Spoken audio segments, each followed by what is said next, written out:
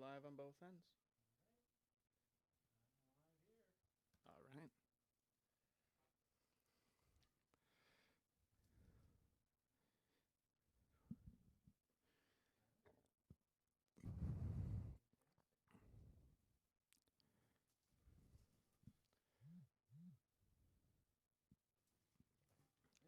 Coolio.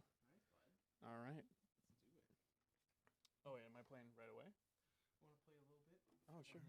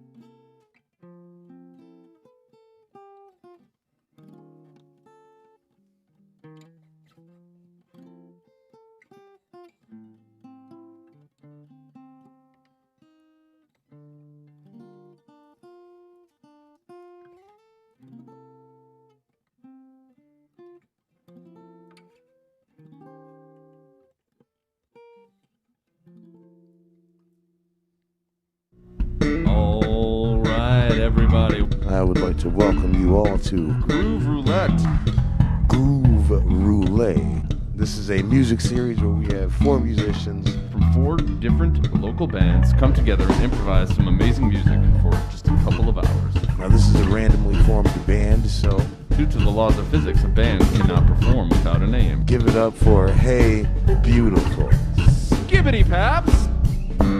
We're just going to get started in just a sec, but before we do, I want you watching at home to show your support in the comments, Listen actively, react, get up and dance.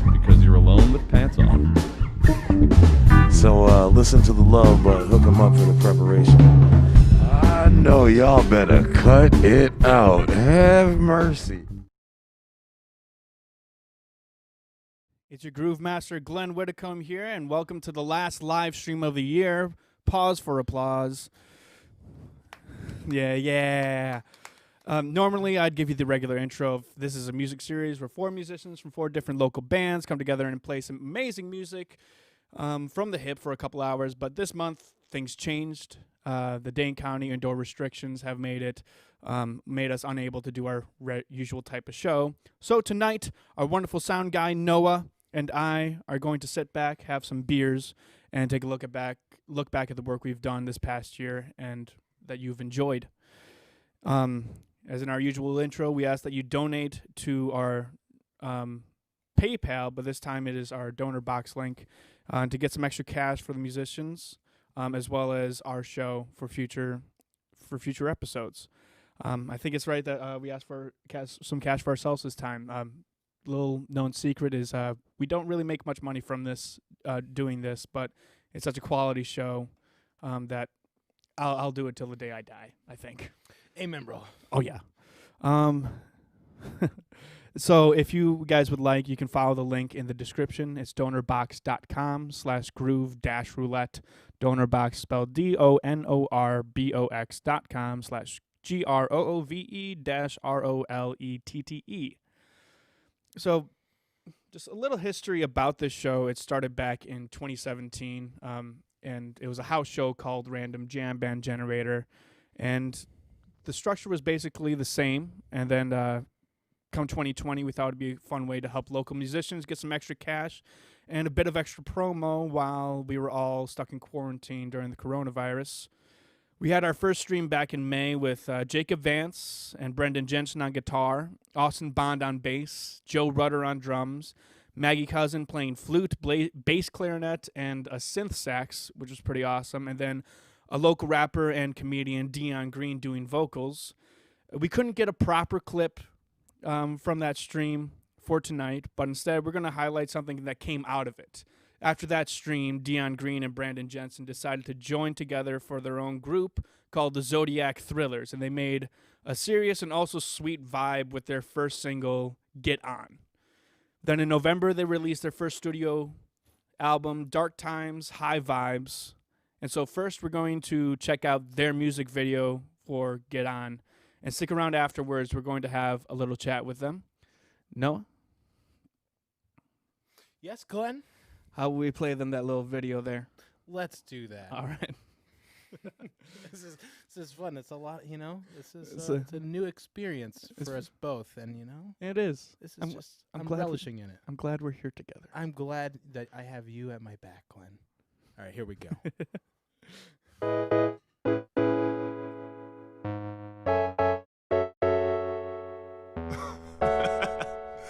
You know the vibrations.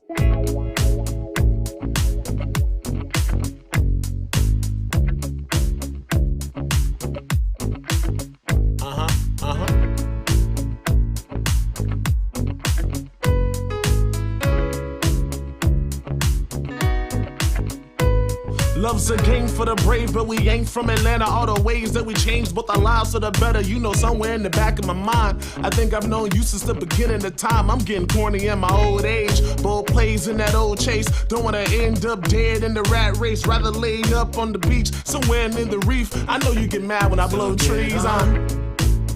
It's in the weather.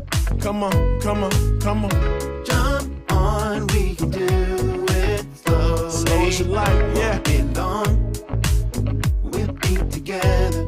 I'll be alright as long as you console me. Slowed my roll, made some goals, got in touch with my soul. Take my hand, little mama, let's go. I know I had you sweating for a little bit. We broke up, and you know I'm never celibate. But none of them had your smile, couldn't match your eyes. What can I say? I blood Gemini's, even when you're talking ish. I still wanna lay you down quick till we both kick back with a J and Netflix on.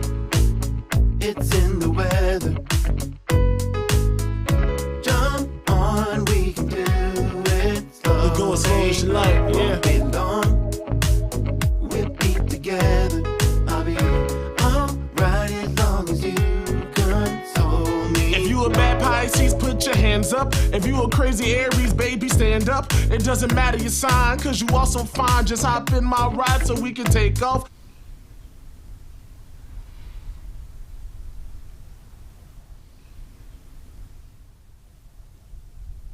What?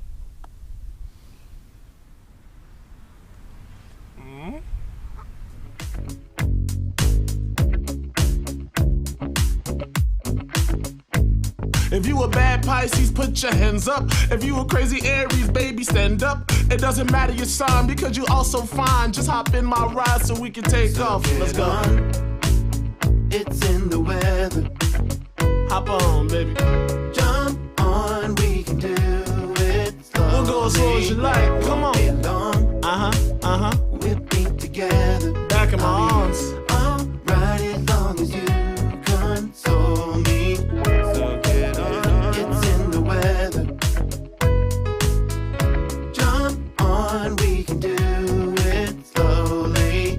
Won't be long, Uh-huh. we'll be together. Right back in my arms. Back in my arms, Right yeah. as long as you console me. So get on. Yeah, and get on. Get your hands on, girl. Yeah, yeah.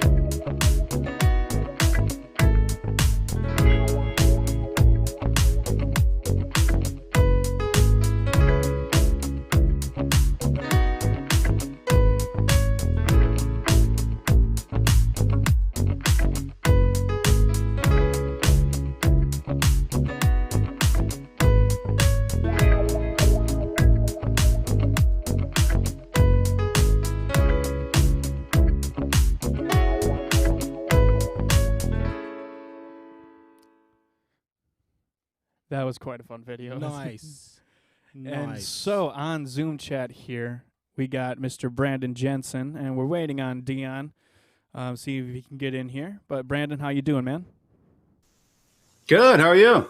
I'm doing great. That video is one of like highlights of my summer, definitely. Mine too. That's It was one of it's the just- only things that I did this summer.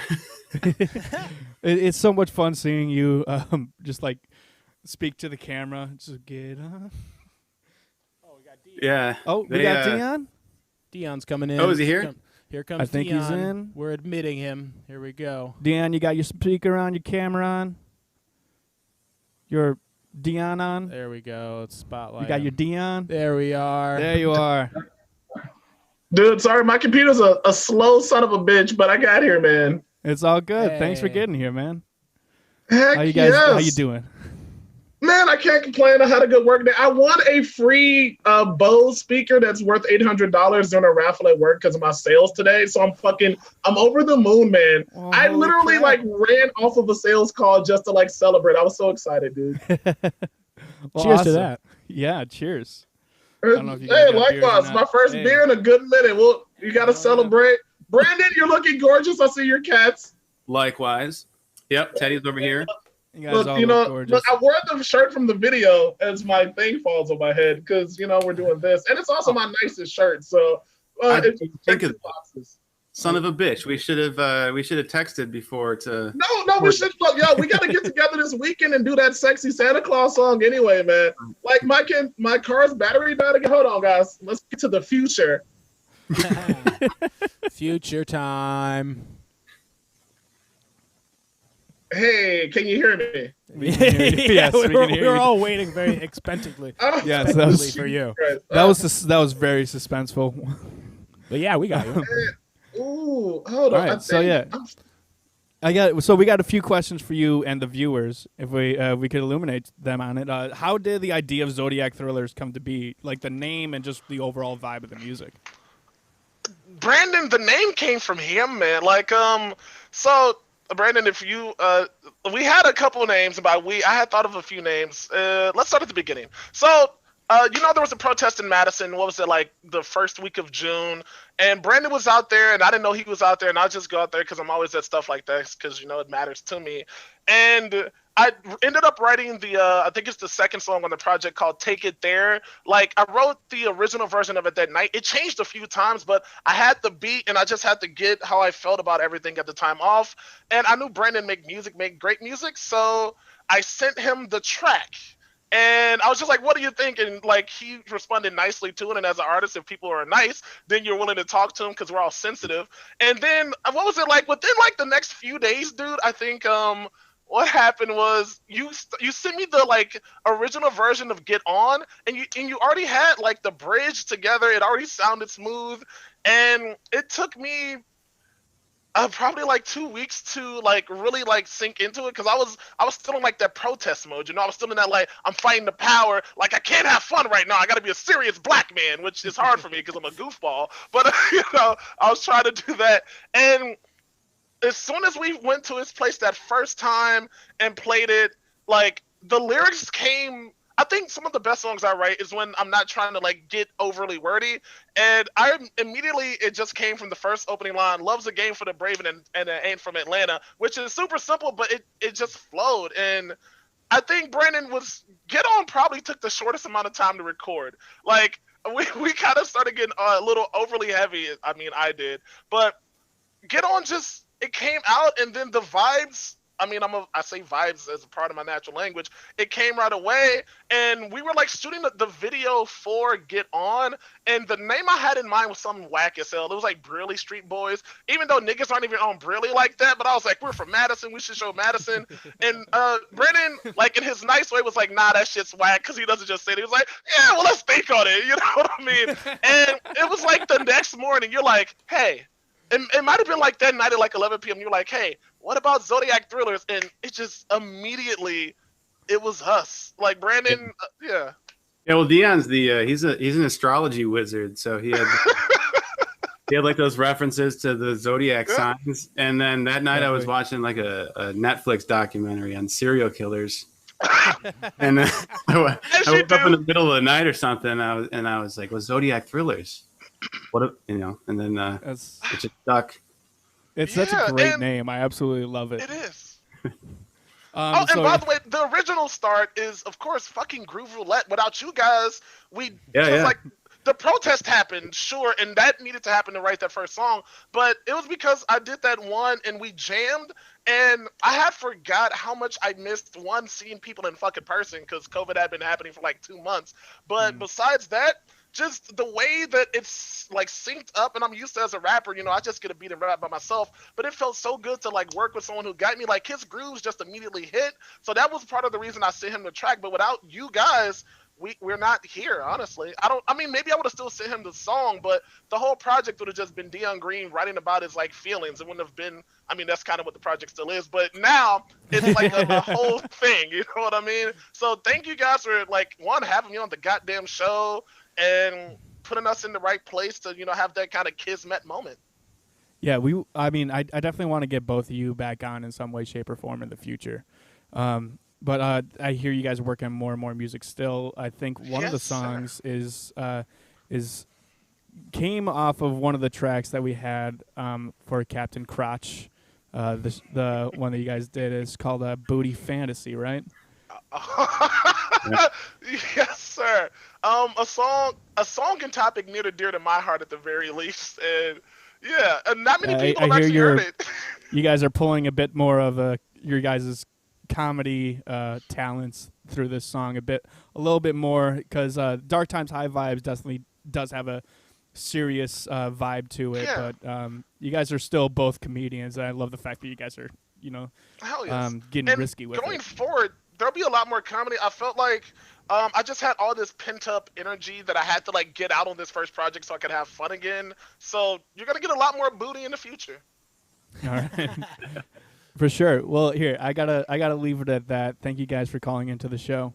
If you guys want to check them out, Brandon, where can we find more Zodiac Thrillers? We're on the major streaming platforms. So you search Zodiac Spotify, Thrillers Apple. on Okay. the big dogs, iTunes, Spotify, Google, Amazon. Awesome. All right. Well, then and also, we're going. if you want to purchase it, go to Bandcamp because we get that money and it helps us make future projects. Sorry, Glenn, just wanted to throw Oh it no, in. that's fine. I will let anyone plug Bandcamp anytime because that's where the musicians get the most bang for their buck. Seriously. Yeah. Otherwise, it's like 2 cents for 100,000 plays or something. Literally. Yeah. If you're streaming a million times, you get $4,000. It's ridiculous. Yeah. That's why like Groove Roulette's not on Spotify or any big streaming platforms because we're not going to make a cent out of that. Right. But thank you guys. Check them out, Zodiac Thrillers. We're going to move to next month. And so the next month's show was right after the protest. It was called Hey Beautiful. It was hosted by Alan Robinson. You can check out his stuff on Mr. Robinson's Neighborhood on 92.7 Talk Radio. And in the group there was Cat from Milwaukee, Quasi Stampley on guitar. From Natty Nation, there was Aaron Conkle. From Bromulus, I'm wearing their sweatshirt today. There was Greg Brookshire. He brought out a 8-string guitar, and then Joe White on the drums. And we're going to be talking to Joe after we show this clip, which is called Quasi's Jam from June's Hey Beautiful. Here we go. Enjoy. Quasi, can you kick it off?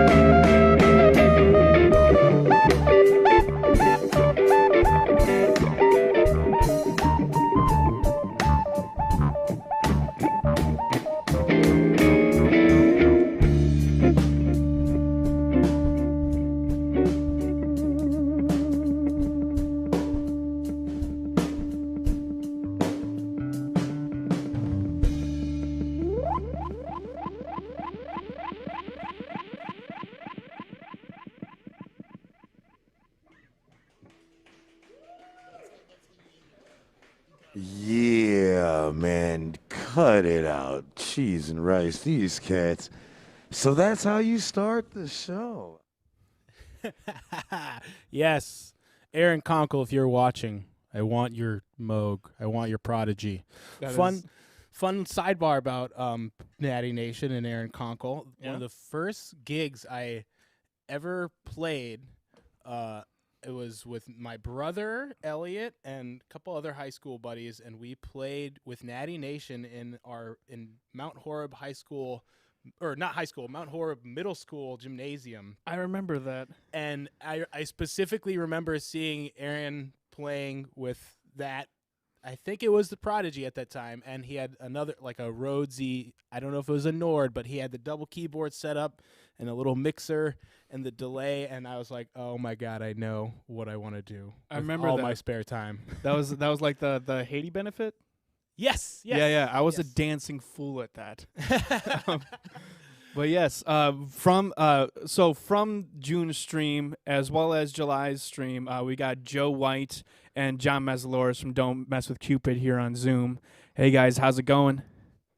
Oh wait, hold up. Oh, hold up. Yeah, now we. All right, now we see you. All right, can we hear you? Hey. Yeah. Hey. Sorry. Hey, we hear you. All right, awesome, man. Joe, I absolutely loved that stream. It was really fun watching someone as like seasoning yourself, a student of Clyde Stubblefield himself, playing with, a younger generation of musicians coming in, especially wearing your forward jersey. That was a sweet little thing on top of it. Always. That's you rep that wherever you go, don't you? Yeah, I pretty much do rep that everywhere I go. A lot of the people who are helping organize the team, I'm very good friends with and have been good friends with since the beginning. So, and I really believe that right now, for the times that we're really going through, that it's a good message, and they have a good message and a good energy. Definitely. And then, so Joe, during June and onward, you had a fundraiser going on for an album project with some very talented people. And tell us a bit about that, as well as you're working on a lot right now, aren't you? Yeah, I'm working on a lot. I don't know how I can do this, but I did actually just sent a link in there. I'm doing a holiday show this weekend on Saturday with my new friend Kelly Jackson, who she performs internationally. I believe she's from up north here. I only met her recently, and her and a few friends of ours are going to be, I believe it's up in New Glarus is the gig, but it's going to be virtual like most things, with maybe a little bit of seating. I'm doing that right now. I'm doing, obviously, the album project in which I was doing the fundraiser for. I'm sitting actually in the studio that I'm going to say this, that I almost have tears in my eye, because really this is really giving me sort of a new hope for humanity in a time when really I didn't have all this stuff available. I wasn't able to just go back here with my drums and have them mic'd and press a button and record. Now I have that ability. My fans, people who believe in me, have given me that ability. John actually helped me with that ability too by helping me with the interface that I have, which I got from him. But little bits and pieces, down to the soundboard that I have that actually came from one of my buddies from an old band, my buddy Lexi Frauchi, who actually, he worked with Ian's Pizza for a while, but we had a punk rock band way back when, named The Mutt Show, which we actually did really well with the band, but those guys got more vested in Ian's Pizza, and it was when that was really taking off. Oh, for sure. So now I've got the remains of that studio that we recorded those old songs with, and a lot of things that I've sort of pieced together. I have a bunch of friends, and I know you just mentioned that. Some of them I'm going to mention, some of them I might not mention so much. Some of these people are just people who I know from growing up. Some of the people are from college. Once this stuff happened, I sort of brought it upon myself to sort of reach out to as many people. I said, if I'm going to do a project, what are the pieces I really need? And going along with sort of the 6 degrees of separation that we all know about, I thought, like, wait a minute, can I find all the little pieces to the puzzle within just the people who I know, and get out sort of a message and get out sort of a more, to me, sort of it's going to be sort of an older sound, but the message for some of the lyrical stuff is going to go back to actually more hip hop and more of that sort of 90s message hip hop, and not some of the stuff that we see today about the cars and they're taking codeine, and we know, okay, and that's great, but I think that we have a lot of other social issues besides hanging out and doing this and doing that need to obviously be addressed. We're going through an upheaval, a change in this country right now, and I think that oftentimes a sign of the times is the music that we can create and the music that we can create together. And this, in that vein, like I got and called one of my old buddies, it's Christopher Yarrow, who you know his name from his father, really, from Peter Yarrow, from Peter, Paul, and Mary. Oh, yeah. Yeah, so I'm getting him, and I like the fact that he still performs with his father on the road, and they do a lot of politically active things. But it's guitar and it's singer-songwriter, and I'm gonna have all of that in there. I'm gonna have little bits and pieces of all that in there. That's really amazing. Oop. Oh, he froze. Uh-oh. Uh-oh. Froze right there. Well, just speaking to that, there's a really nice way that this comes full circle, that like John, you helped him with his audio interface. I'm sorry if you're still talking, Joe. We just can't see you right now. Oh, crap. We lost him. Am I back? Here we go. Oh, we hear you now, yeah. So, okay, I was going to mention my award-winning friend who eventually, after I'm done doing the little bits and pieces here, my great friend from Oberlin College, which I went to Oberlin Conservatory of Music. But I had a lot of great friends in the college who were very musical, and he played bass back then, but now he's a recording engineer. If you look him up now in Downbeat, he's won for multiple years, multiple Downbeat awards for recording.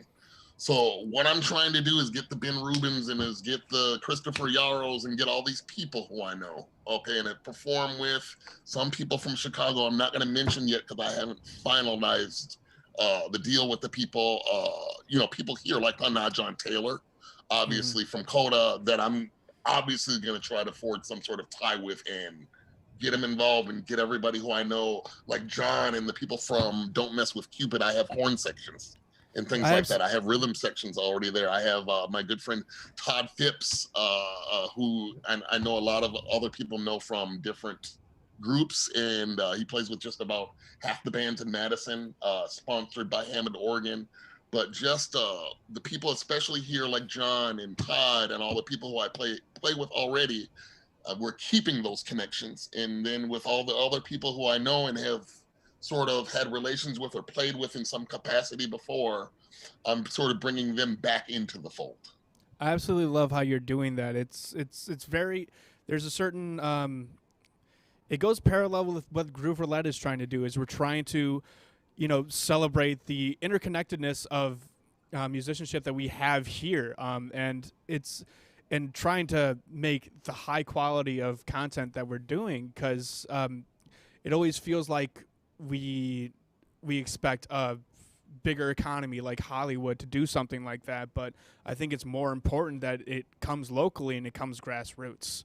And I mean, it's even funny, like there's certain ways that it just comes full circle, that like John helped you with your audio interface, and John's our orchestra teacher. He taught Noah audio engineering for the first time in his life, right, Noah? Yeah. And Back in the day. back in the day, There's a huge wealth of talent in this part of the country, and I think that those of us who know, we certainly know. yeah, we certainly know, but I also feel it's highly underrated in a certain aspect. But going to John real quick, you've been our teacher, but you're still teaching at Mount Horeb Middle and High School, Yep. and you've been teaching during the fall. And it's probably, I'm sure it's really difficult teaching in the Zoom format right now.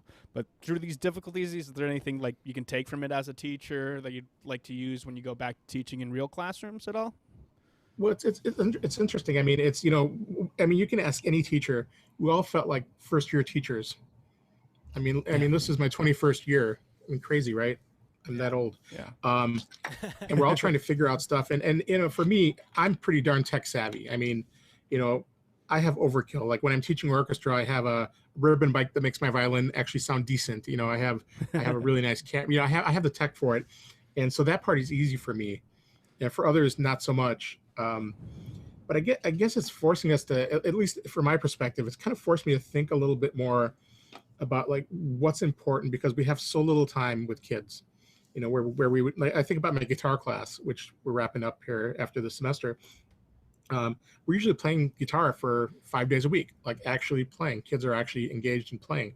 When we're virtual, we have class twice a week, and I think they do practice, but you know, just you know, learning chord shapes and getting the muscle memory is definitely harder. You know, so I'm thinking about how can I I've been thinking about how can I can adapt that class and make it more manageable, because they're also, you know, I talked with kids. I had a little one-on-one a week or two ago, and they are so swamped with all their other classes that, you know, the class that they're having fun in, like, has to kind of like take aside a little bit, get out of the way a little bit. So it's got me really thinking. And we've been talking more as a department, and you know, standards have always been a part of what we do, and I feel like we've planned lessons and done some meaningful things, and then figured out how the standards fit into those. Now we're approaching things by, you know, starting with the standards. You're performing, creating, responding, and connecting, and letting those kind of guide us towards some activities that kids can do. So I think it's opened up some dialogue with all of us. You know, we started our year with the high school, the music department, my two colleagues and I, and we actually like designed, you know, 3 projects that all of our kids did together. And that's never happened before, because we've always been so busy with our individual stuff.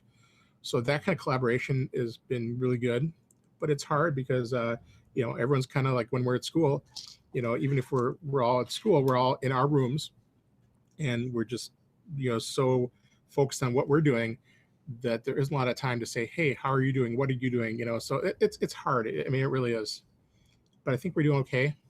And I think we're happy, and the kids are happy that winter break starts next week on Wednesday.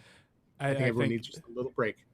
Yeah, I think that speaks universally at this point right now.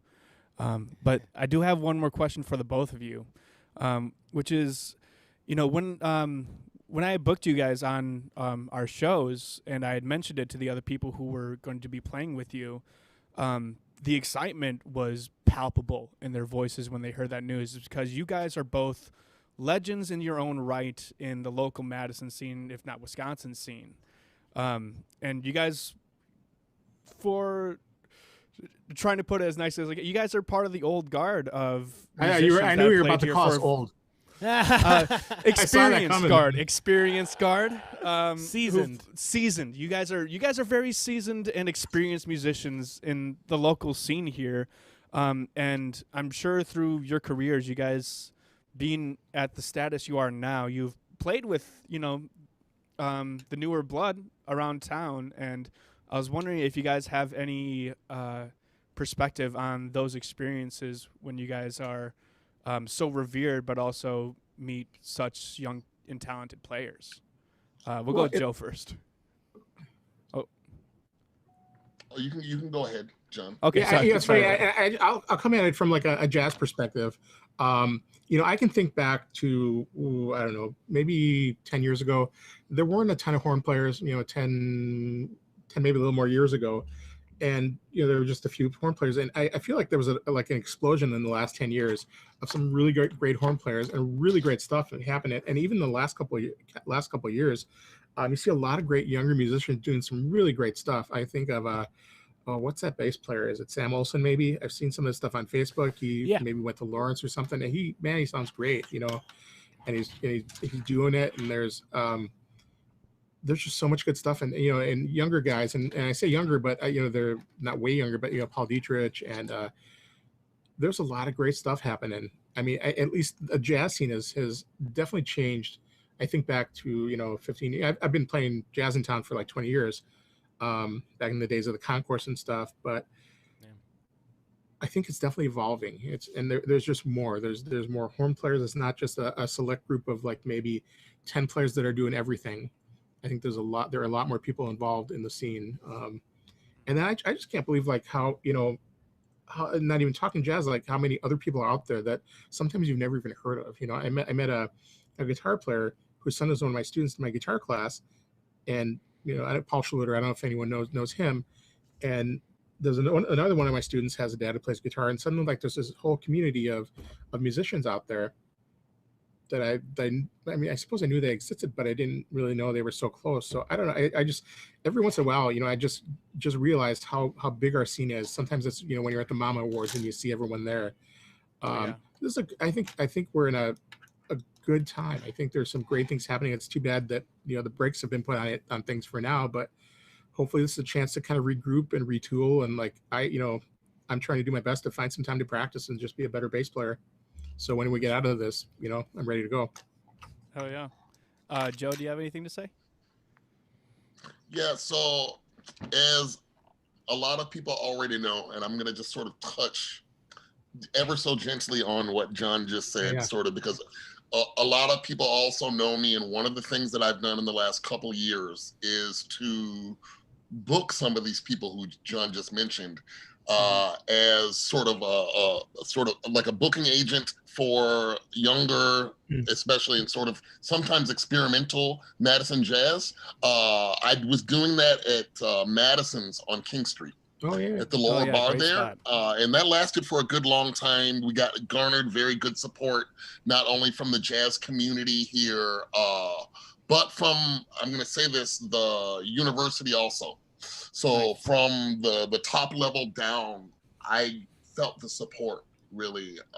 And all those people were there either playing, supporting each other. And John is very right in that a lot of horn players, a lot of young new groups, a lot of horn players, a few drummers in there that I tried to help those people out, because those people usually will recognize me.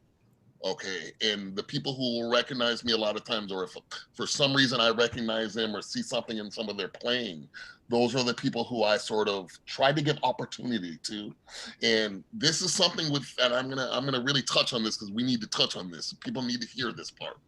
There's a lot of things going up right now. There's like a Center for Black Excellence right now. There's a lot of different things going up. Okay, I think that there will be a lot of opportunities coming out of this. One of the sort of think tank things that was like my foundation thing, okay, was the question. This one question is, what does a jazz musician, what does a musician need? Okay. The one thing a jazz musician or any musician needs is a place and like a space. I guess that's two things, but it's like a place and a space where you feel comfortable, okay, doing what you do. And that's one of the reasons why I set up the lower bar along with the owner of Madison's there, was because, number one, to have an owner of anywhere around here willing to, for something like jazz, to go out and sometimes throwing out money from their pocket, okay, because that's not always something that you might get immediate support for. It's something that I had to, even for that, it built. Okay, and people are used to going to one place, or people used to go, and maybe there might be only one place. And the one place that we used to have was the Cardinal.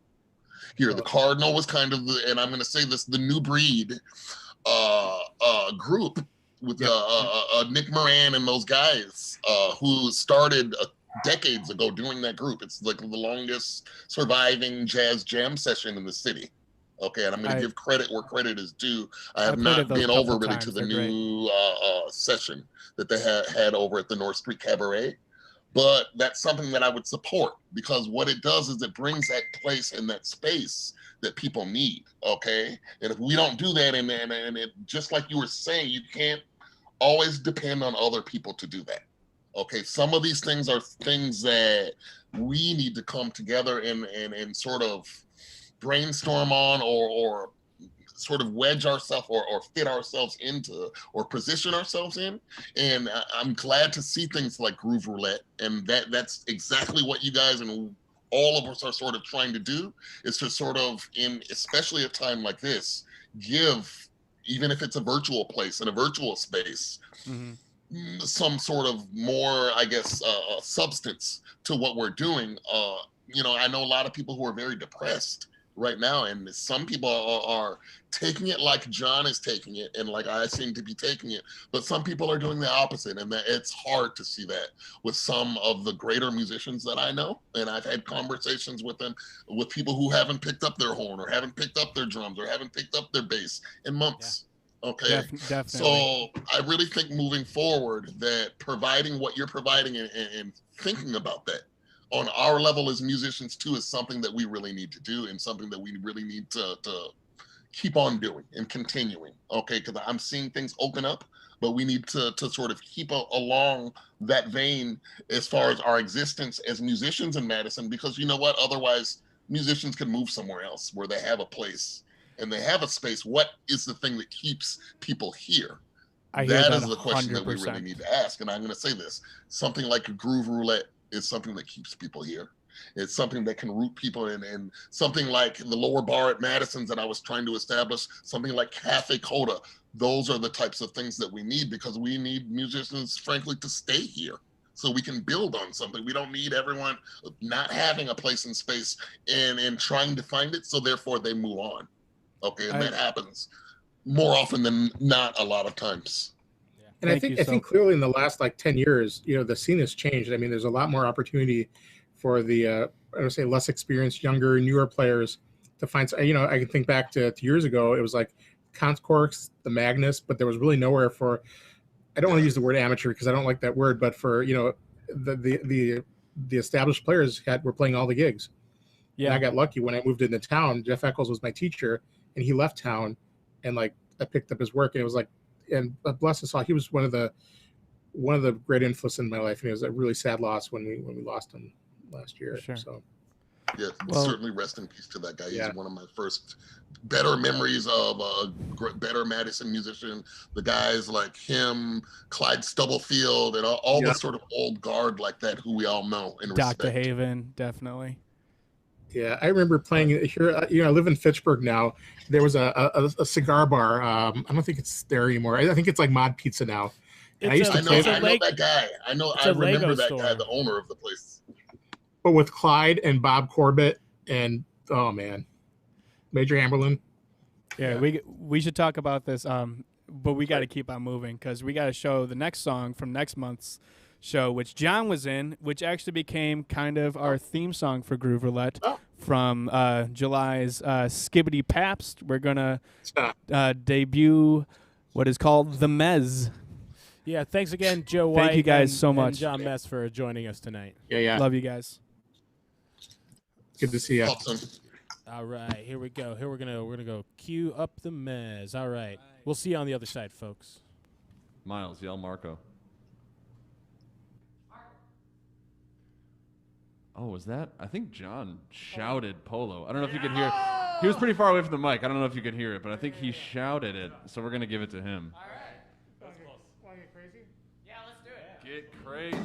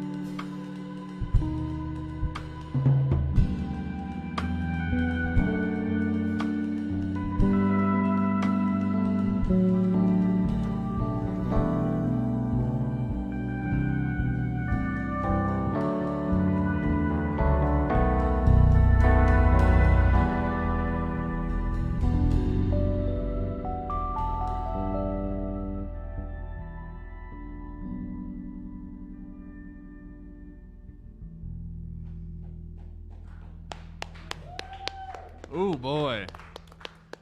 Thank you for starting that one off, John. You said you want to get crazy, and well, damn, you did.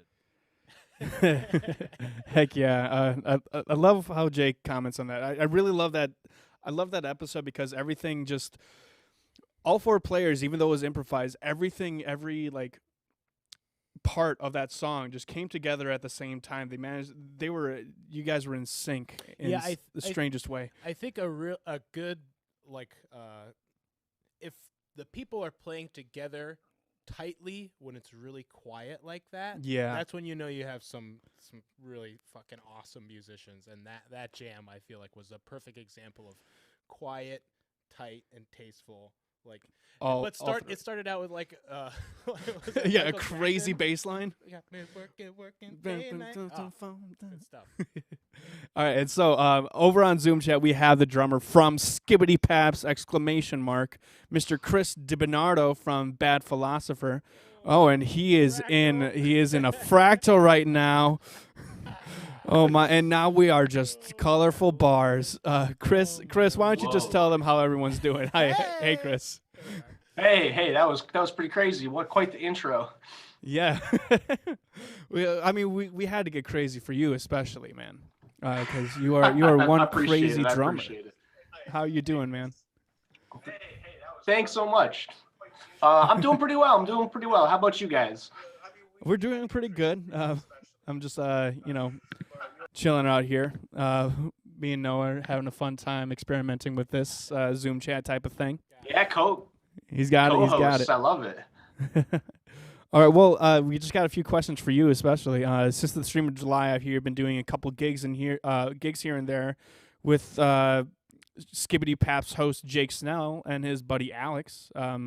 Did you guys have a name for your group, and how's it been playing with them?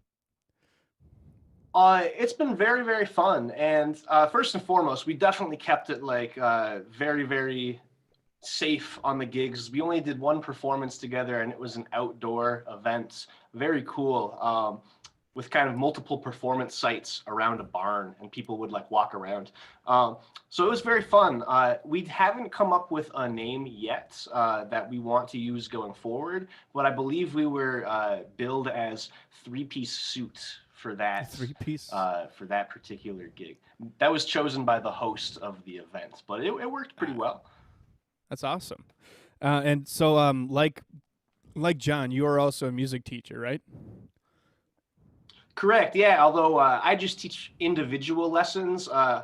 Big round of applause for John and others who are teaching large groups of people at a time. That's very, very difficult. But yeah, I teach private drum and percussion lessons over at the Madison Music Foundry.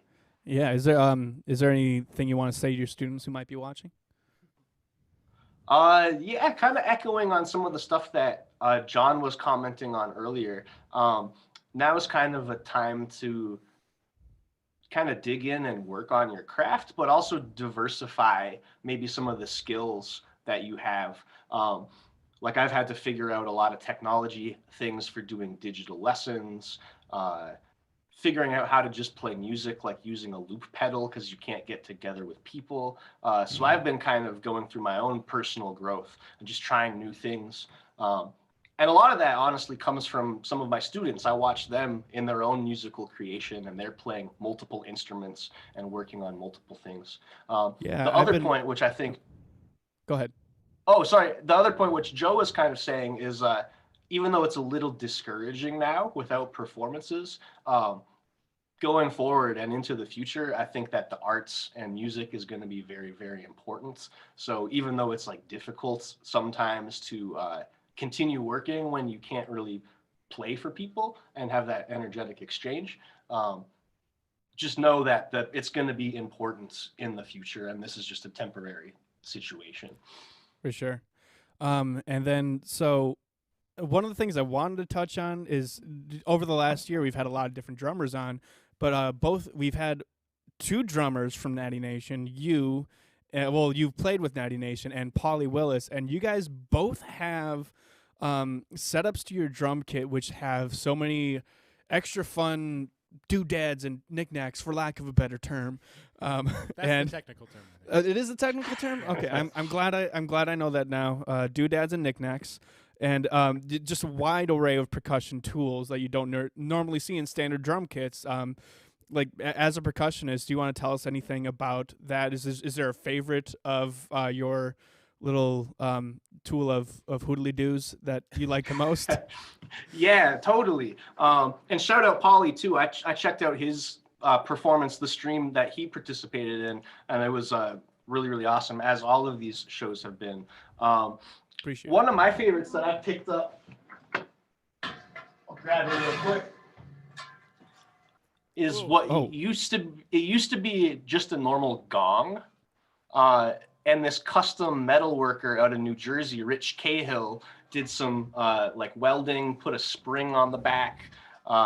So it's just got a really unique set of tones. One of the things I love about being a percussionist, not just a drummer, is I have an excuse to buy a kalimba to try to figure out how to play a kalimba. So one of my favorites for sure. I don't know the technical term. We've been calling it a sprong because of the spring on the back and the gong on the front. I like it. I like it quite a bit. Do you got a drumstick you can hit that with so we can get a little sample of what it sounds like? Yeah.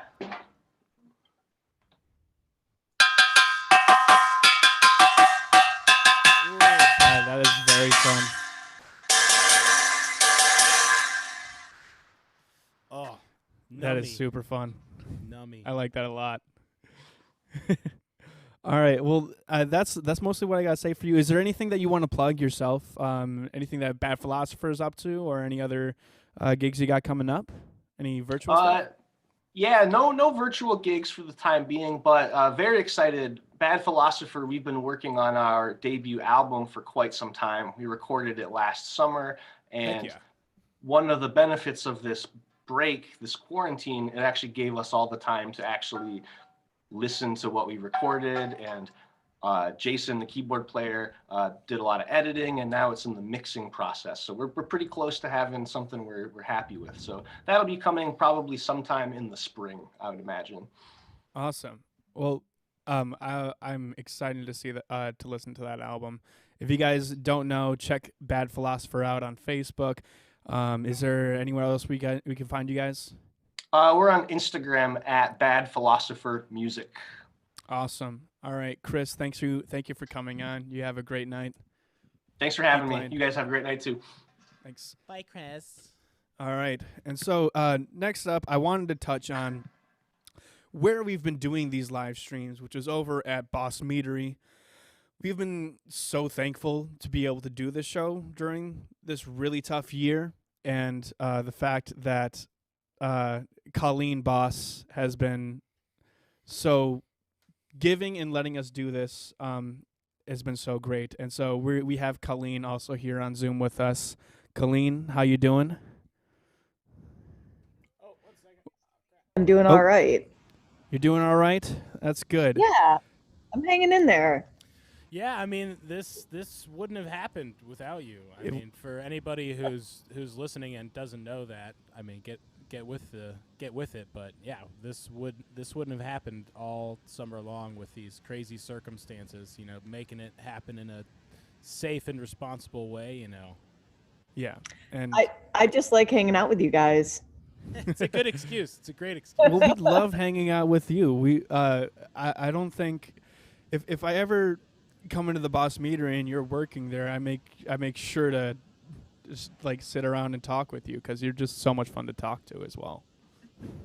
Well, I love you guys, and I love what you're doing for the Madison music scene. I think a lot of people have made some great points tonight about, I mean, it's an interesting thing. We have such a rich music scene, and yet sometimes it's like you kind of get into your own little groove. You're with your own people, and it's really cool to have something that brings together different bands and shines a spotlight on all these different things going on, sort of different groups of people doing their thing.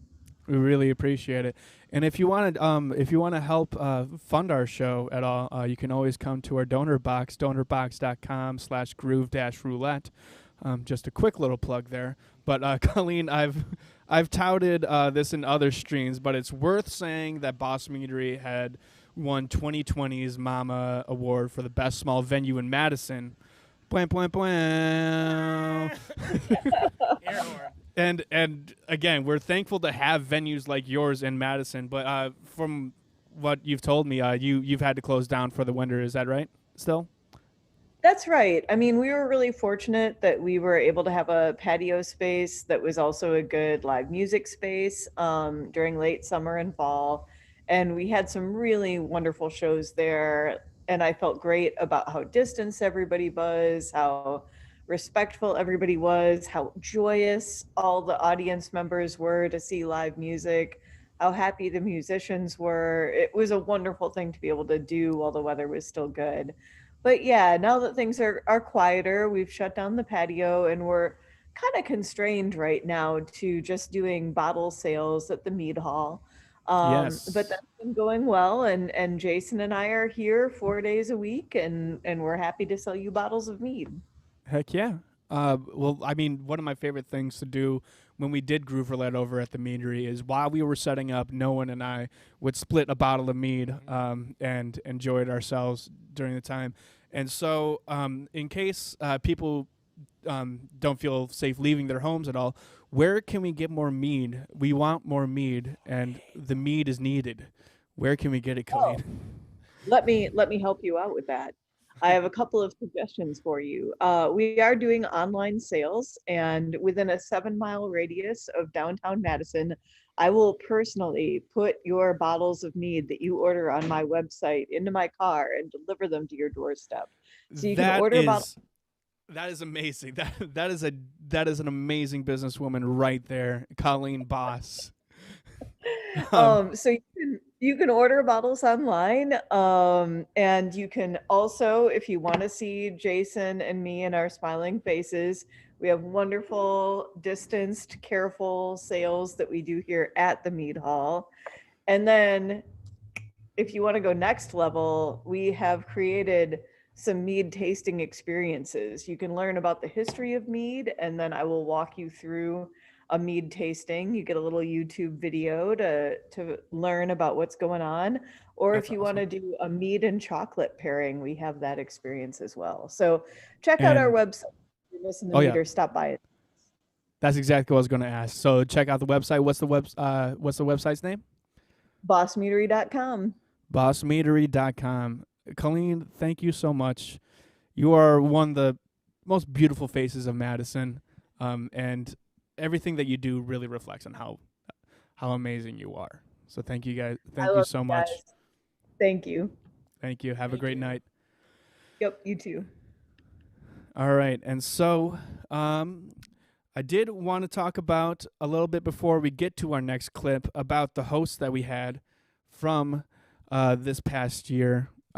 Because aside from musicians, we've had a bunch of local comedians come on as guest hosts for each show. And against my better instincts, I decided to invite all the comedians at once to say hi.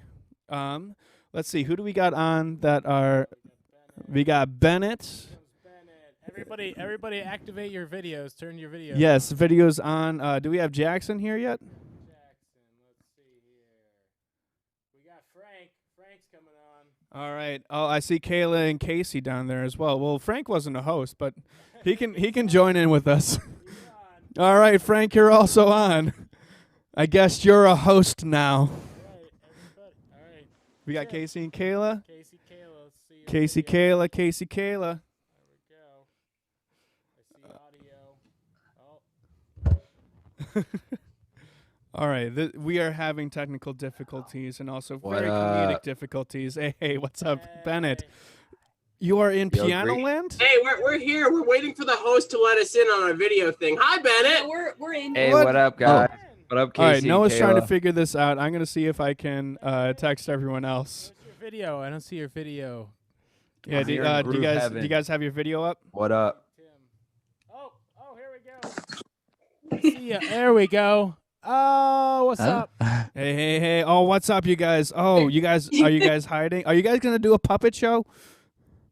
This is what I'm talking about. I don't have any puppets, Yes. but I have a Who's drill. on first? He has a drill. Well, Frank, technically you weren't supposed to be on quite yet, but you're just on now. I know. Oh, we got I Tim think I'm gonna Lopez as retire well. briefly. We got so many hosts. All right, we'll see you later, Frank. All right, we'll see you soon. Tim, hi, how's it going? Oh, this is just chaos, and it was exactly what I was expecting. Just you know, do you know what I wanted? I wanted a girlfriend. All right. Me too. Yeah. What's we're everybody lonely over grooving here. on? We're grooving on you, Bennett. Look at you. Do you want to sing us a Nice. song right now while we're waiting for everyone else? I'd prefer not to, but Okay. Do it, Bennett. Did you want to do? You look like you're ready to do some stand up. I don't know if you Sing want the to do a national Zoom anthem. Zoom open mic right now. I Ooh, don't. national anthem. Okay, National okay. anthem. I'm gonna do the Canadian national anthem. Oh hell yeah! Oh Canada, my home and native land. Do Canadians put their hands over their True hearts? patriot love. That's all I really know. And All right. da-na-na-na-na-ba-na-na. And That was Sarah absolutely beautiful. If you guys wanna hear more of Bennett singing the Canadian national anthem, it'll be coming up in 2022 on Groove Roulette's Bandcamp. Bennett, we gotta get you in the studio. All right. Absolutely. I'm All ready right, for the so- live session. Hell yes. I have no idea if we're gonna see Jackson and Jake here, but for the most part, we'll start with Bennett. Okay, well, firstly, thank you guys all for hosting the shows this past year. You guys did great jobs and brought some laughs during each episode, especially this one. One of the things I really regretted was not plugging you guys enough during the shows as hosts. And especially Casey's double chin right there. So now that we have you here, I wanted to give you guys a chance. Oh, it's Jackson. There's Jackson. Jackson, can we Sorry hear about you? that. Oh, it's all yes, good. yes, How's sorry, it going? Good. I got distracted by an episode of BattleBots and a bowl of chili. So That is definitely worthy. oh yeah, it's definitely going on, and it's good. New I need to check- episodes? I need to get back into Bottle Box. Oh yeah, brand new episodes. What? All right, one second. I'm just giving a text to Jake.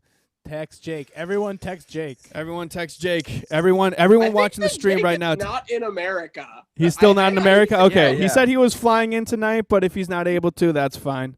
think he's Yeah, if thinking you guys about don't know, McAfee Jake is State. doing stand-up with Natasha Pearl Hansen in the Virgin Islands.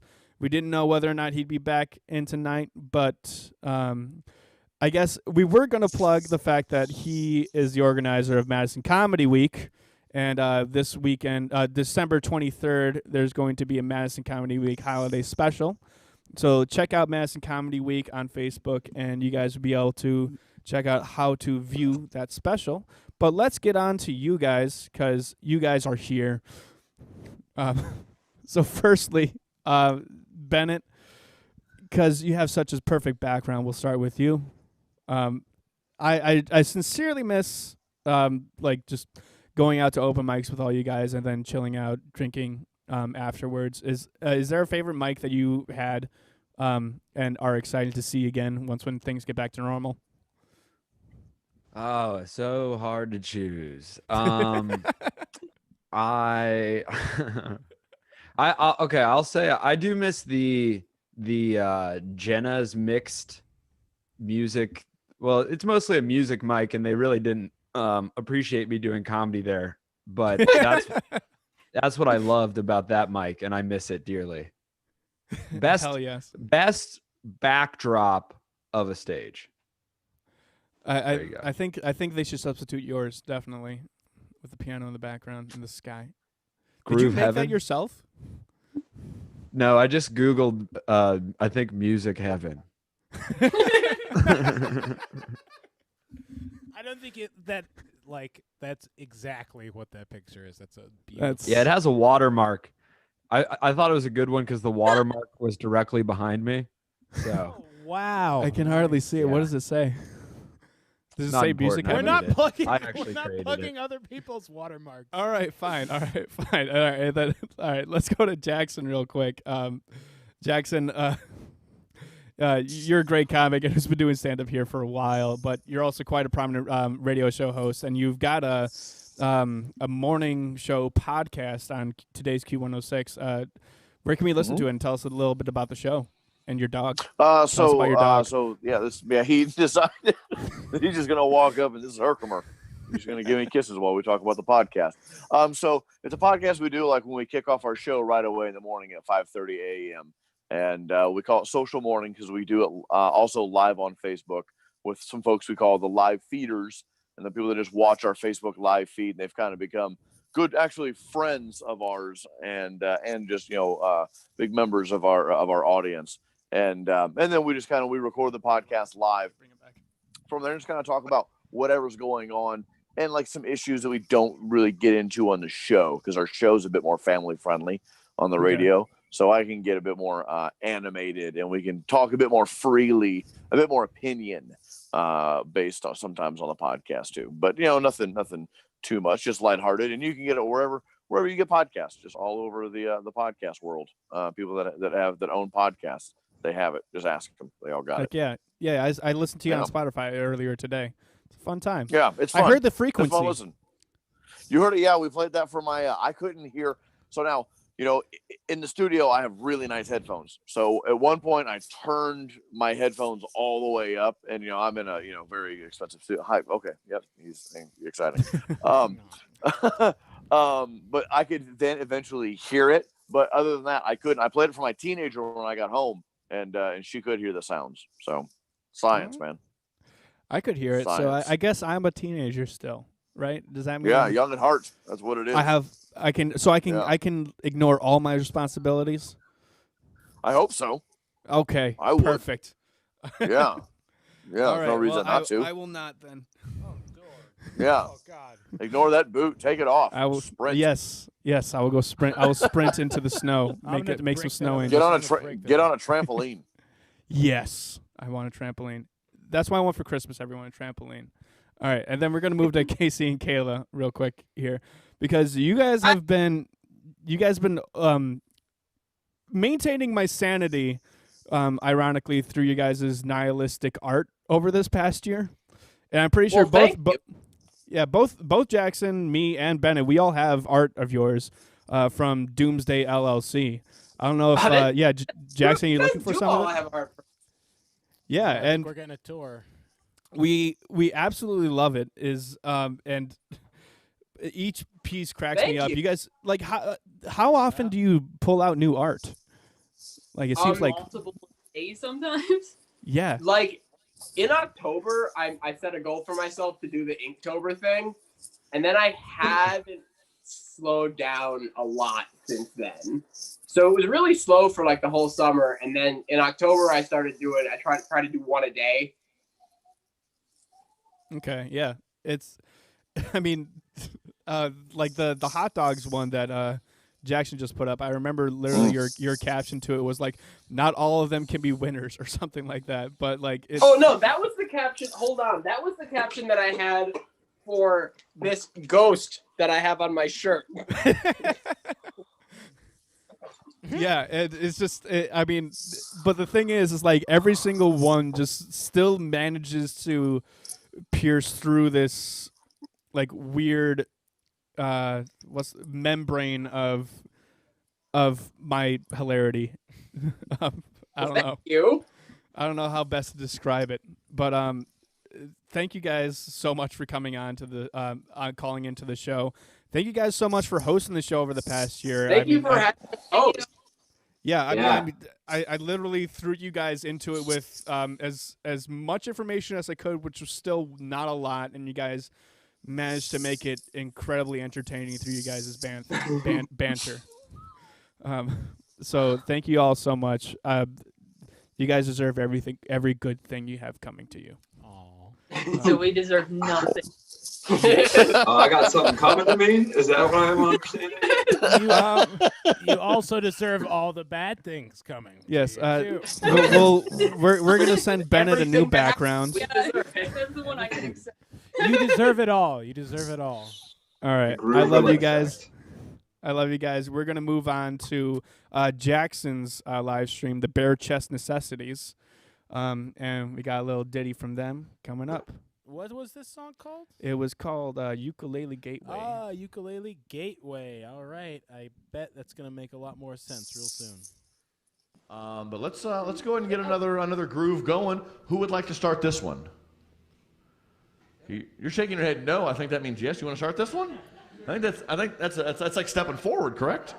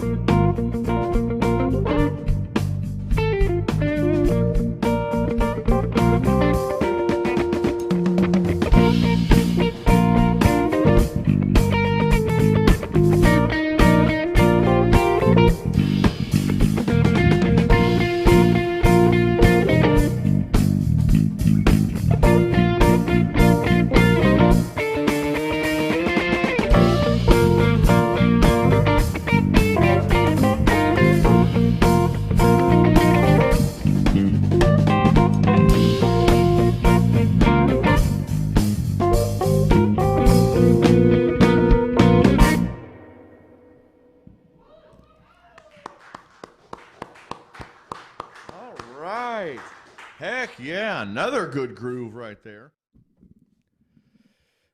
All right. Another great groove, I'd Yeah, say. one of the things I really loved about that stream is like I can't remember if like I mean it was different for every song, but every jam they managed to get a hook in, and they were just like nice, short and sweet, and they managed to stick to the hook through the whole thing. Yeah, I mean, everybody was a very melodic player that night. I mean, Yeah. Tilo's bass playing is always it's bouncy. Oh, definitely. Frank is just a melody harmony master. Mhm. So I mean, it was a ping-pongy evening for sure. For sure. And then, so yeah, we do got Mr. Tilo and Mr. Frank Oh my Laufenberg gosh. over Should we here cut on to Zoom. 'em? Let's We cut should definitely cut to them.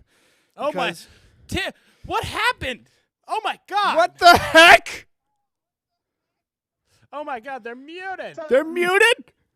They're not muted anymore. No. No. What? Tilo, what happened to you? We're not muted.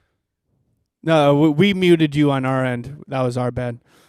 He's just got a. I was muted. That's what happened. All right. Well, I think a deer ate Frank and Tim. Wait, me too? Yeah. I mean, it'll get to you. Frank's coming I'm a to few you from beers in. I don't know inside if of you the can see deer. that. Frank's coming to you from inside of the deer. Yeah. This is what the inside of that deer looks like. Yeah, soon enough that guitar case behind Frank is going to open up and a deer is going to walk through it like Samara from The Ring. Oh, I hope geez. so. I Oh, hope so. whoa, Terrifying. whoa, we're going that direction. All right. We're going that direction. So, I don't know if the we're gonna be- talking deer. Yes, it's. I think that's a new. We better see that next time the civil engineers come live. We see the engineers live. We better see that deer playing bass with its hooves. All right, so I got a couple questions from you. All right. All right, so Frank, the not deer. From what I hear, you guys' work has been working on some new music here, and how's that been going? When can we expect to hear your lovely music again? Do you guys know? Well, yeah. Works patrons will be getting a brand new studio release on December 25th. Oh my It's not a gosh. holiday song. It's more of a protest song than anything, actually. But we just figured, like, hey, we got to get one solid studio in for our patrons at least this year. So for everybody else, I think we'll be dropping some stuff on Bandcamp in January. Bandcamp and our website in January, and then onto the streamers, Spotify and Apple Music and all that stuff in probably February. And then we're just going to sprinkle singles all across 2021 as far as streaming is concerned. But if you want it first, on our Patreon page, well, everything will be there at least a month before it gets to anywhere else. So Awesome. And then have you been working on anything with Old Oaks lately? Yeah. Actually, Noah has been working with us real hard on a 7-track full band release. Really excited to get that stuff out. We had Max Mercury, the drummer from Work, join Old Oaks in the studio, and Miles Mercury, the keyboard player from Work, joined for 1 track on piano for that Nice. Old Oaks release. And so pretty excited to have a full band recording of those 7 tunes. That's also coming out probably in January on Bandcamp and the oldoaksmusic.com. And then the streaming probably in like February and March for that project. Yeah. Heck so yeah. lots of new stuff. Probably just give you a new song every week for like a couple months there. Perfect. It's amazing what you can get done when you're not gigging like crazy, when you can kind of just sit down and look at creation and whatnot. Truly. Yeah. It's crazy because the shock of this whole thing. It took a couple I don't know, like probably like 4 months to figure out like, whoa, what is like, what are we gonna do? What's the course? Yeah.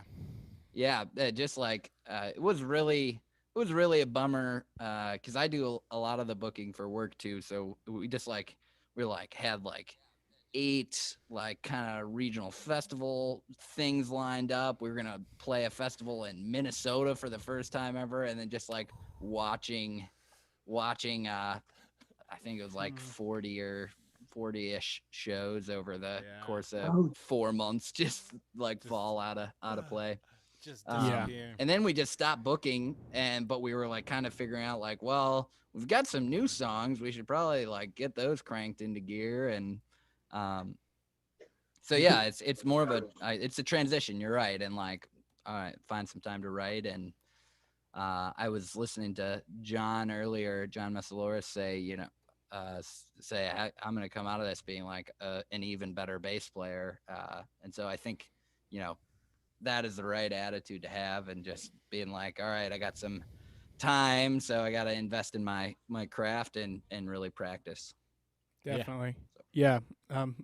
I've been not doing that. Practicing and writing, I guess those are it is a fine balance. It's also hard to get motivation, like, cause like playing live shows is a big part of like the reward of music, both financially as well as like mental health, and like a lot of the reward is on the show nights. So like finding motivation when you don't have anything on the calendar, or it's all digital or whatever, is you really have to gather your efforts. Sorry, Is the there a deer is deer just still talking correct over there.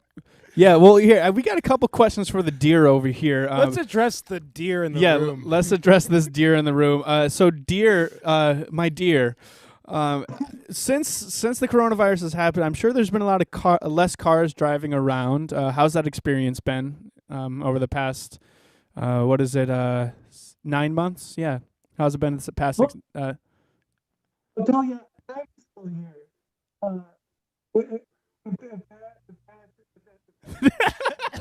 Can't hear we you. can't hear you at all, dear. We dear. can't hear you. Oh no! Oh wait! Oh my God! no. Oh my God! It's Timothy Tilo. It's Tilo. Tilo. What? Whoa! It was me the whole time. It was me the whole time. You mean wait? You mean to tell me that Timothy Lopez, the bass player of the Civil Engineers and the Belly Button Club, is not a deer? I'm afraid not. Sometimes I'm a bear, but in fact, I've got 10 fingers, not 2 hooves. I'm beyond disappointed. I'm relieved. Yeah, Story of my life. I'm 2020. subscribing to QAnon now. Just kidding. Don't anyone do that who watches this stream. Okay.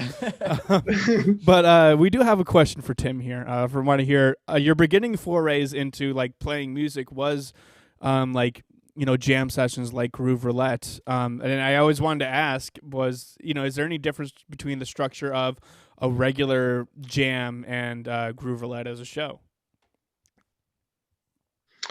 Well, like what I was doing. So I started out by playing open jam sessions at a bar. It was weekly, and the best part was that there were $5 all you can drink wristbands, and so we had a we had a great audience every week. It was perfect. No matter and we played 10 to 2, and then I went to school like at 8 o'clock, and so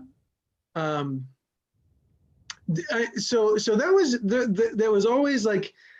See what happens, go with the flow. Yeah. Who knows what the next open jammer is going to be like. They could give us something really complex, something very simple. It wasn't like a jam in the sense that like jazz musicians are like really well-trained musicians like have those types of jams. That's not my background and open jamming in that thing. But as far as like the like structures to the groove, I don't and if it was like it was actually pretty similar in the sense that there were like no expectations. Like when we started playing, it was just sort of follow the leader. That's what I like to do when I'm playing bass, especially in those types of situations. Is as much trying to find who's doing what and trying to take something somewhere, and just sit back. Like I think with the when we were playing, I tried to do a lot more repetitive stuff and lock in with the drums rather than try to take like leaps forward or lead or do anything like that. Sure. Did I answer your question? I'm a rambler. I think you did. I mean, it's at least I know that you're not a deer, but you did answer the general question I had as well. But yeah, thank you guys. I have Bare Chest Necessities was such a fun show, and especially with you two guys, who I both just really adore as friends, in general. And I did want to ask you, Tim, real quick. I haven't heard much from the Civil Engineers or the Belly Button Club this past year. I was wondering if there's any updates on that part. Well, so civil engineers, we're kind of in quarantine mode, and so we're so we did record an album last year, and we were thinking about like how are we going to release that, because we really wanted to do a live release party, like Frank was talking about. Like the big reward is when you're doing your live stuff, and so we had an album and we were ready to go, and we were like ready to plan it. We were going to do it in May, and so we're trying to figure out, like, we don't necessarily want to go the digital route because we don't want to miss that opportunity to be able to put together a live show or for a release party or something like that. Right. So keep you in suspense. There are 1, 2, 3, 4, 5 songs that have been recorded, and you've probably heard before if you heard us, but they are going to be recorded and released somewhere digitally and in some sort of physical fashion sometime in the future. We got someone on the comments here. Elan Blanc, I think it is, saying in all camps, we want the album. They want the album, Tim. So. Oh, okay, all right. They want the album. What are you gonna do about it? Well, we'll let you talk to them in the comments. We're not going to mediate for you on this. But thank you guys so much for coming on to the show. I miss you guys. I will see you guys. Yeah, thanks for putting this all on, and I appreciate you at least. 100%. 100%. We appreciate you guys. But we're going to move on to the next show, which was in October, called ZZ Topographical Map. And this one I got really experimental with the editing process. I added an audio spectrum to the music video. So this one's going to be a little bit trippy. So get ready for ZZ Topographical Maps, Tinder for Musicians.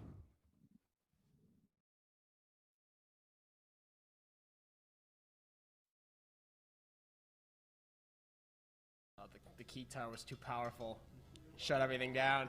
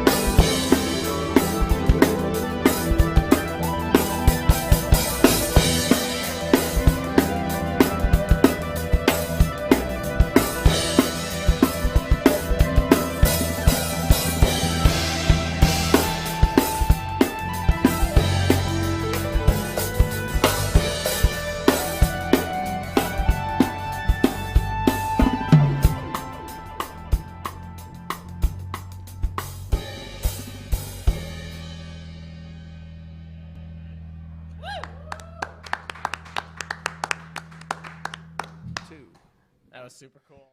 All right, that was ZZ Topographical Map with Patrick Van Berer on guitar, Eric Klosterman on the keytar.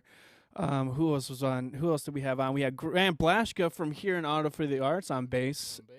And from Natty Nation, we had Paulie Willis. It was a fun situation. It was tight. Yeah, it was a fun bit of chaos that month. But so coming back, we have here on Zoom a Mr. Jake Snell who hosted Skibbity Paps back in June. Jake, how you doing? Is doing. Oh, good. We forgot to put on the audio for you. Say hi again. Hi. That was perfect. Perfect. That's what I'm gonna do every time I sound check somewhere now. I'm just gonna go, hi. Okay, we got everything we needed. All right. One take, Jake. That's a lot better than my dad always sounds checked by reciting the Jabberwocky, which gets old really quick. I've found a series of little words that I like to say into the mic just because they got the good vowel shapes and all that stuff, and you know you can test the pops. Like you can just give a good boner like right into the mic. Yeah, putting boners right into the mic. Huh? Oh man, I've had a long day.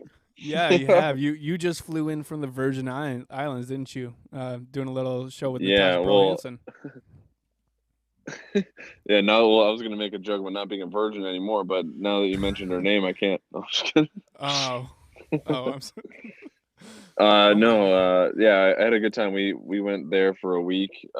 She took me along. She's a comic, as you know, and yeah, we had a good time. It was fun. Heck yeah. We did a couple shows. Yeah, people can still check out the show, right? If they want Yeah, to. so we did our Monday show. There's like two pretty much big cities. We're on the island of St. Croix.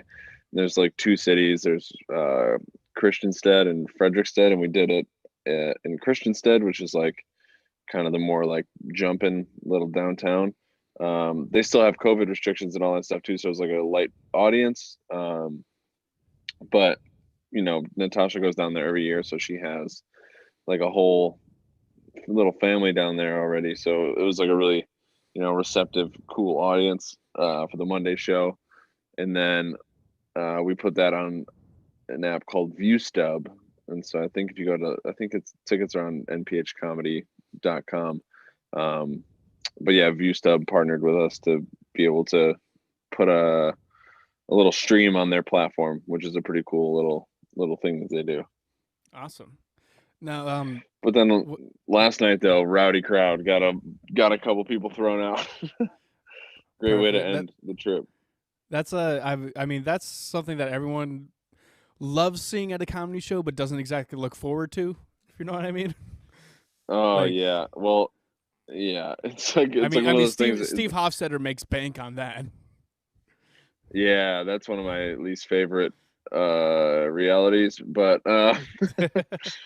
he's fine. You know, I don't want to badmouth anyone directly, but yeah, I definitely had to like make this guy feel pretty bad. But it was a good little opportunity to combine my music stuff with some comedy because I brought my loop pedal. So I mean, Glenn, you've seen the act where I just like kind of make stuff up with the crowd. Yeah. But I brought my loop pedal, and this guy was, you know, just being like an asshole heckler, like just taking it an extra step up, you know. Oh yeah.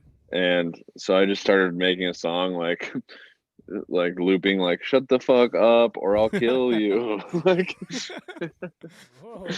So it was a fun one. People knew I wasn't, you know, actually giving a death threat. Provided some levity to the situation. Well, it's one of the things I like about you is if you act threatening. Well, if you say something threatening, you at least have the tone in your voice where it's not threatening, so that like everyone at least gets that joke. You're right. Yeah. Like, oh man, this guy, he's really throwing a murder threat out there now. That's no good. Yeah. And I feel like if you say you're gonna kill somebody once, it's something to worry about. But if you just loop it and you keep saying you're gonna kill somebody over and over and over again, it kind of loses some of the impact. Yeah. See that. Yeah. That's what. If That's I was what a gonna lot of. really kill somebody, I wouldn't say it once, let alone 100 times. Yeah, in front of witnesses, especially. Yeah, on camera.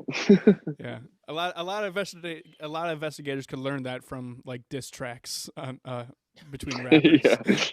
Yeah, right. It's like, oh, they said it Just like well- more than once. He's not a suspect anymore. yeah. But Oh, that's funny. That is one of the unique things about you having been a host on Groove Roulette is that you're both a comic and also a pretty talented musician. And I wonder if you had any like specific perspective on that when you were doing, because you've done Groove Roulette both as a musician and as a host. And Yeah. is there I don't know, like, is there any fun perspectives you have from both ends of Yeah, I mean, I've always loved, and me and you share this with kind of being, musical and comedic. But I've always loved finding ways to like intertwine the two. So, I mean, just the opportunity to get to do the show and play with other musicians was really cool, and then to get to, try to tie it together with a little comedic element was fun also. But like I was considering even like, when I was on, it's like if the recipe ever calls for it to like maybe do some funny shit anyways, like when I freestyle or whatever, like I have a hard time like being rapping and then also being serious. Like I'm not a rapper, but I will rap because it's fun for me, and Yeah. hopefully making it silly enough can make it fun for everyone else too. Well, that but it's a cool little collaboration. I feel like in that in a way that, because there's always this conversation about rappers want to be comedians, comedians want to be rappers, and you managed to do both in a comedic way at the very least. Yeah, well, and actually, some of my favorite rappers are like, I don't want to say like, my favorite things about rap and my favorite things about comedy are very similar, where it's like someone just chose to say something in such a specific way that made sense to them, and that's what hit. And so that kind of thing is like when you find someone with like a really good perspective on something, or like a joke that was like, oh, that was always like right there. That was always like, and all he had to do was frame it that way to deliver it like that. And the rap can be the same way. Like you just kind of like, you find, someone just says some ridiculous sounding shit that makes sense. And it's just like, damn, that's like the line I always quote is like a Dom Kennedy line, where he says, he's like, damn, you look good. Damn, you look good, girl, and you look good. Like, just referencing the same thing like three times. Like, that's funny to me. Or he says, don't let a new girl make no spaghetti. Like it's a proverb or something. Like it's like I always get that catching on to perspective watching Joe Machi stand-up comedy. Oh, dude, yeah, he's hilarious. Yeah, like he has such a different way of reciting his jokes, and but it very opens like up, and very nervous energy that but so wonderfully meek, if the best way I can put it. Yeah.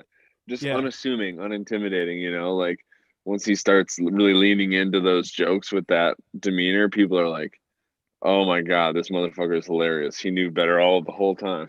Yeah, exactly.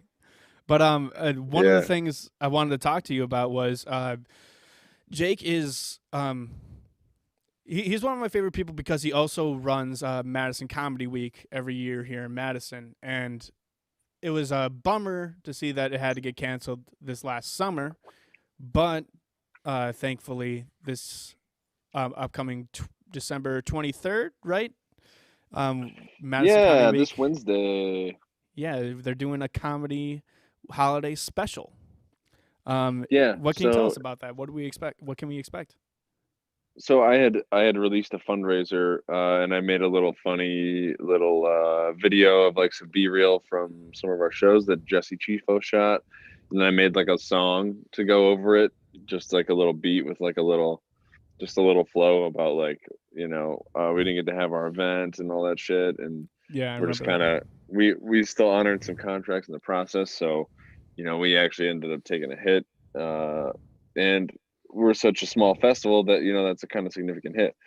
But then instead of just kind of like asking people to donate, which I don't think there's anything wrong with that, especially for Madison Comedy Week, which is like we've always done right by our comics and um, paid a lot of people money, and festivals don't really do that, and so we've always kept that like a really cool thing about the festival. um, but instead of just like having a fundraiser out there, I thought like we should try to get comics from the scene together to like just make little 2 3 4 minute sketches that are holiday themed. Gives everyone a chance to like get creative again, do something comedic again, do something collaborative again, and then I'll tie it together into like a whole production where we can uh I'll do like an opening monologue and just kind of make it like a whole thing, and everyone can have their theme, and I can like give them a nice little intro into their thing, and just kind of make it fun. Heck yeah. Yeah, I People miss mean, working with each other, and that was what the festival's all about. That kind of stuff. Like we have these brand new concept shows every year. I mean, as you know, yeah. and when those ones go off without a hitch, that's like the funnest time. Like when we do the comedy awards, we kind of make fun of the mamas. No offense, mamas. But we No, do no, the it was macas. great. I We love it. do Yeah, the the Macas. mock awards ceremony where everyone we give each other like youth baseball trophies and shit, No, one and of my we'll favorite have things. jokes like oldest closer and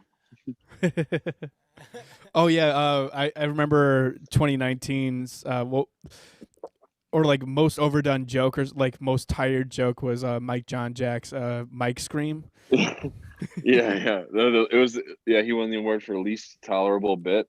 Yes, that's right. Yeah, yeah. Thankfully, my xylophone bit wasn't in the running with that at the time, but Yeah, well, and it's funny because I actually like that bit. It was just one that you'd hear all the time. oh yeah, Like if you were a comic in the scene, like you would just know for like the next 90 seconds, it's just gonna be, oh, like, yeah. yeah. But And so that shit was really funny. I've wanted John But Jack to yeah, come on those as a those theme host, shows. but yeah, He'd be great at that. yeah, John Jack would be a great host. I think we definitely got to get him on it at some point. He really likes music too. Yeah, but before we get on to the last video of the night, Jake, where can we find the Madison Comedy Week holiday special? Where can we buy it? So if you go to madisoncomedyweek.net and you make any level of donation to Madison Comedy Week, it can be I think the minimum is like 50 cents, but it can be literally anything. They'll ask you for your email as well, and then on December 23rd, we're emailing all of those people a private YouTube link, pretty much. So that's kind of how you do it. Awesome, Jake. So it gets you access to that. Jake, your talent, coupled with your humility, is inspiring. Thank you so much for hosting Groove Roulette this past year, and thank you for coming. Sir, I love your show, and I want you to know that you're doing a really fucking bang up job with the show, and it's really cool, and it's personally something that I admire and look forward to when it comes out. And I was able to meet Chris through that, who I'm now working in a little trio with too. Oh, yeah, that's and right. you're doing a really cool thing for the scene, and I appreciate you, buddy. Thank and you, man. Noah, you as Appreciate you. well, with you guys putting together something that is really done well, sets a nice precedent for the type of production value and stuff we can expect. Really, Yes. really glad you guys are doing this. So thank you again. Heck yeah. Glad to be making the space for all this lovely humanity to happen. Yes, sir. All right, right. boys. Well, you guys have a good night. See you on the other side, my friend. All right, so we got Bye-bye. one more video from last month's stream, which was entitled Spice Child. It featured Mr. Matt Williams from Steez and the Big Woo. Yes. Alex Klosterman from Conundrum out in Milwaukee. Kyle Wiege from Red Rose and Dub Foundation. And Frankie Farillo from The Central and Bird's Eye. And this one turned out into amazing little tribute to the late, great Alex Trebek. Noah, why don't you take it away? Show them what they got. I'm going to send it back over. Matt, you're going to kick this one off if you're cool with that. I think we can do that. Hell yes. Okay, we're going to send it back over to Matt. Thank you, guys.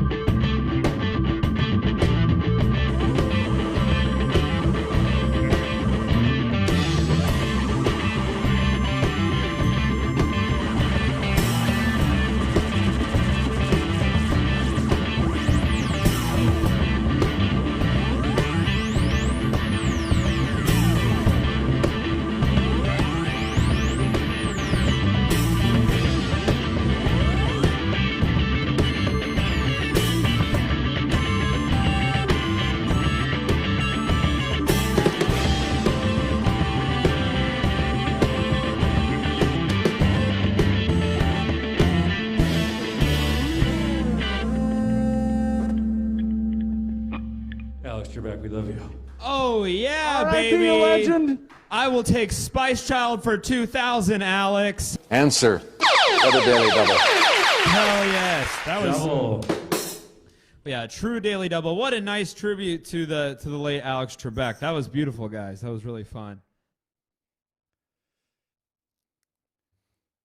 All right. Wowee. Yeah, that was that's probably one of like the biggest at top 5 highlights of the past year that we've done. Big highlight. Yeah, is the fact that like an improvised jam turned into this tribute of Alex Trebek, and big shout out to Mr. Watt Millions of Steez for starting up that jam. Mm-hmm.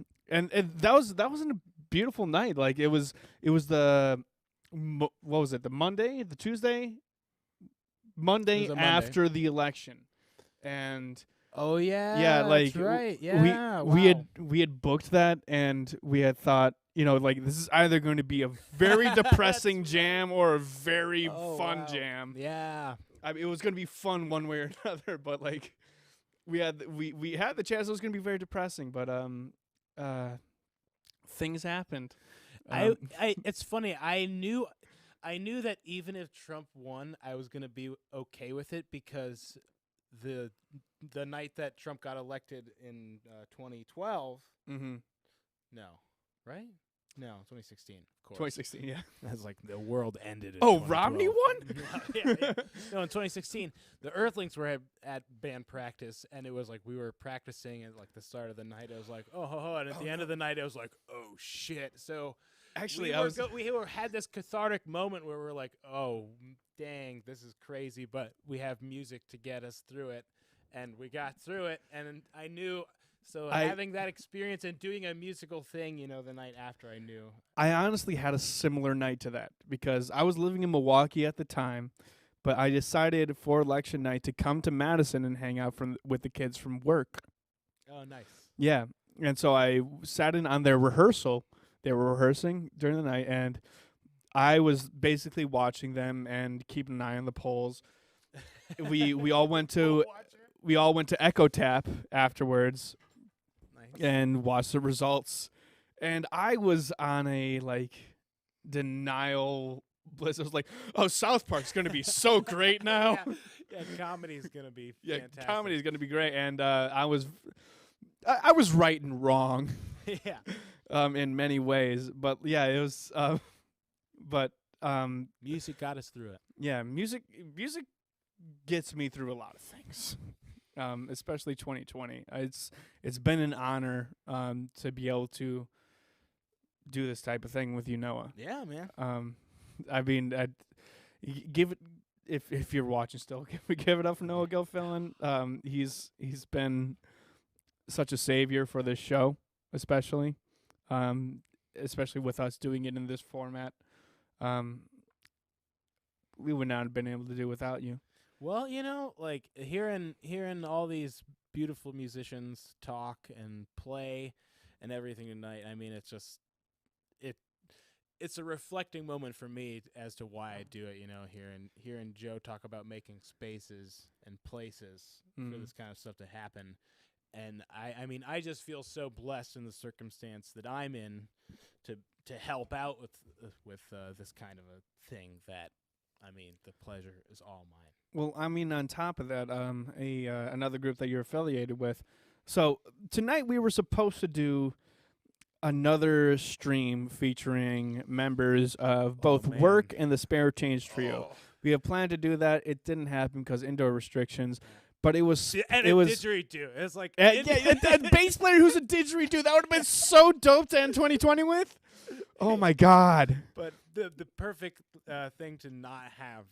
Like blowing air all over the place. Yeah, the perfect storm in a bad way. Love you, Sam. Yeah, we do love you, We're Sam. Waiting for you. We are. We will have you guys back soon.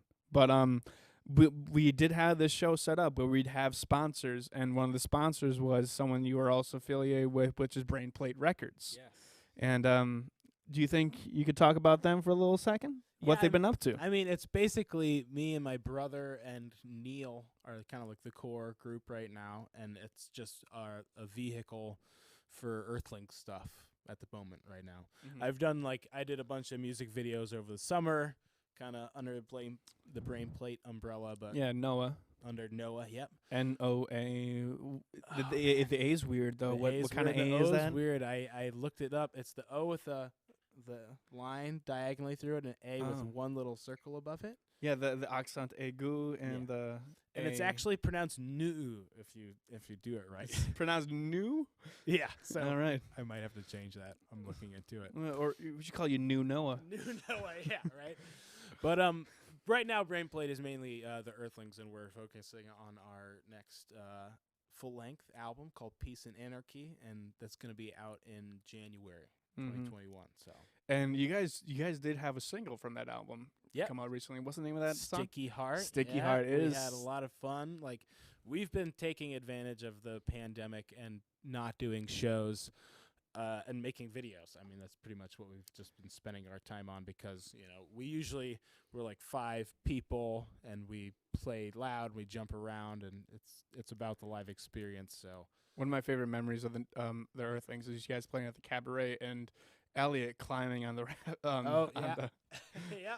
I don't know if the establishment was too happy with that, but I was super happy with it. He can sweet talk himself out of any situation. That is very true. He's got a talent.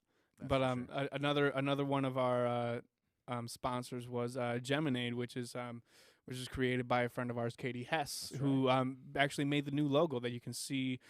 Let me make sure I'm pointing right down there. Yeah. And she makes jewelry. Here we go. We'll make it big. We'll make it big. Yes. Wow. She made that logo. So if you ever want to hear up for graphic design, hit up Katie Hess. But also she makes some amazing jewelry. If you got, any mainly earrings. Yeah, some earrings. If you got anything you want to get some lovely ladies for Christmas, I'm definitely sure she'd appreciate that. You can check her out at etsy.com/ just search up Geminade Jewelry, GEMINADE Jewelry. And then one of our last sponsors was someone who's kept me employed through the pandemic, which is Fair Trade Coffee House.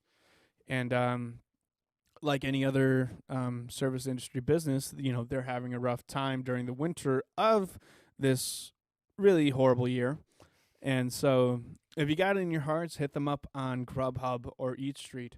Just if you're drinking tonight, which I am, I'm going to order some Eat Street or Grubhub coffee from them, especially. And if you guys want to as well, just look up Fair Trade Coffee House on Grubhub or Eat Street. Yes. And then one last plug is that we are here live at Audio for the Arts. That's Noah, is there anything going on with Audio for the Arts right now? What's coming up? Right now, what's coming up? One cool thing to tune into that we spent a lot of time working on, and I spent a lot of personal time working on, was the Christmas show for the Madison Symphony Orchestra.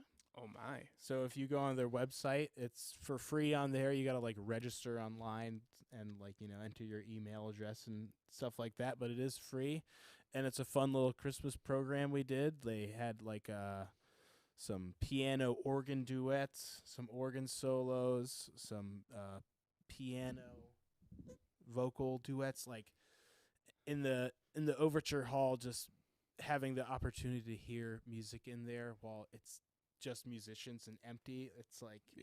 It's a little bittersweet because you wish that there were people there for the concert, but I'm mostly glad that they didn't go the Proms route of doing a symphony orchestra doing hip hop songs. Hey, they would be able to pull it off. They'd be able to pull it off, but I'm a person who's just leave hip hop to hip hop. I don't know if we need a symphony orchestra for some Nate Dogg. Hey man. Although if he was still alive, I would love to see him in front of an orchestra. I bet he would be down. He would be honored. Yeah. But yeah, I mean, that's a cool thing we've done. Just check us out on the social medias. We're posting stuff about what we do, and come talk to us, work with us on stuff. All right. We love you all. We love you. And with that, we cannot do a Roulette without an improvised jam. That's right. So we're gonna roll these 2-minute credits, and me and Noah's got this this pile of Florby-doons, as I'll call it, Florby-doons. Yep. And I've got a little acoustic guitar behind me here. We're going to improvise a little jam. I hope you guys enjoy. Have a wonderful night. If you guys feel up to donating to our show, donorbox.org/groove-roulette. Thank you guys so much. Bye-bye now. See you 2021.